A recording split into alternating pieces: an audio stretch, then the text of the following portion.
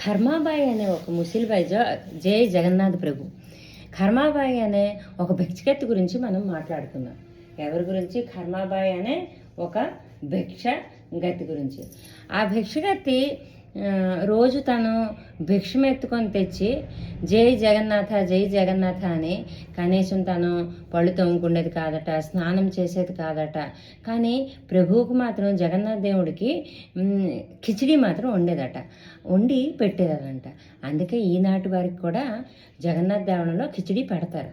ఈలోపు శుచి శుభ్రం లేకుండా ఏంటి నువ్వు దేవుడి గురించి వండేస్తున్నావు అని ఒక ముని లాంటి అతను పండితుడు వచ్చి తిడతారు. తిడితే వెంటనే స్నానం గట్ట చేసి అప్పుడు వెంటనే కిచిడి ఖర్మాబాయి చేస్తారు. చేసిన తర్వాత వెంటనే దాని తర్వాత ఏమవుతుంది, లేట్ అయిపోద్ది ప్రభువుకి ప్రసాదం ఇవ్వడం.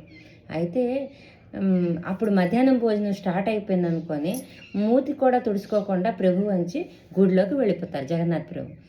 బ్రాహ్మణులు చూస్తారనమాట, ఏంటి ఈ మూతి నిండా కిచిడి ఉందేంటి భగవంతుడికి అని అప్పుడు బ్రాహ్మణులు అనుకుంటారు,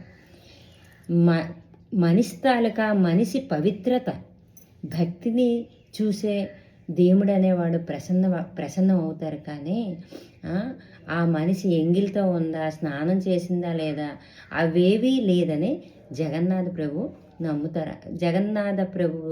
నమ్ముతారు అని ఈ బ్రాహ్మణులు అనుకున్నారంట.